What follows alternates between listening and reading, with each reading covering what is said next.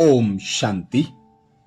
सभी यह मानते हैं कि ब्रह्मा कुमारी वाले देवी देवताओं की पूजा नहीं करते। वे किसी देवी देवता को नहीं मानते। वे एक निराकार पिता परमात्मा को मानते हैं। पर यह कहना बिल्कुल गलत है, क्योंकि ब्रह्मा कुमारीज में सभी देवताओं को लक्ष्य के रूप में देखा जाता है। उनके गुण ज्ञान और शक्तियों को स्वयं में धारण करने का लक्ष्य रखने के लिए ही ब्रह्मा कुमारीज को जाना जाता है। वे भल देवी देवताओं की पूजा नहीं करते, पर यथार्थ रीति उनके जो गुण हैं, जो ज्ञान है, जो शक्तियां हैं, वह स्वयं में धारण करने का पुरुषार्थ करते हैं। अर्थात स्वयं पिता परमात्मा शिव जो नर से नारायण बनाने के लिए इस धरा पर अवतरित हुए, उनके ज्ञान को सुनकर, उसका मनन चिंतन कर, उसे याद कर, उन गुण ज्ञान और शक्तियों को स्वयं में धारण कर स्वयं को उनके समान बनाने का पुरुषार्थ करते हैं। ऐसे ही ब्रह्मा कुमारीज के अनुसार शनिवार को विशेष जो शनि देव की पूजा होती है, शनि देव को न्याय का देवता अर्थात कर्मों का फल देने वाले देवता के रूप में पूजनीय माना जाता है।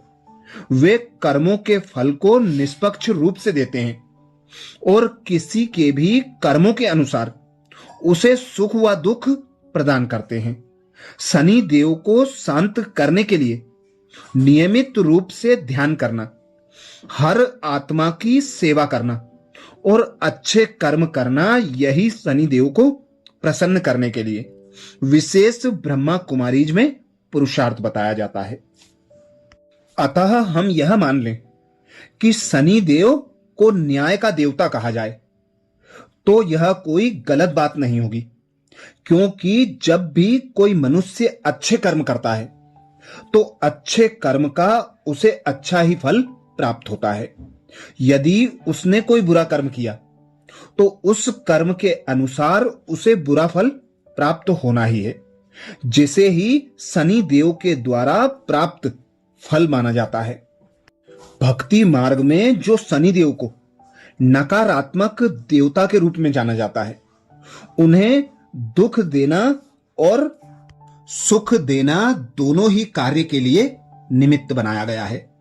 तो कभी भी शनि देव को नकारात्मक शक्ति के रूप में नहीं देखा जाना चाहिए।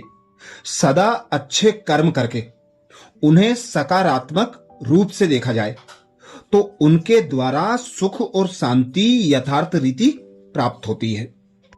अतः हम यह जान लें कि हमें सिर्फ शनिवार को ही नहीं, रोज अपने संकल्प द्वारा, अपने बोल द्वारा और अपने कर्मों के द्वारा किसी को भी दुख नहीं देना है।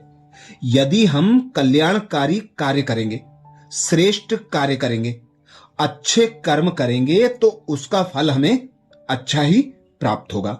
फिर भल किसी के ऊपर शनि की साढ़ेसाती हो या कोई भी कारण हो, उसे दुख प्राप्त नहीं हो सकता।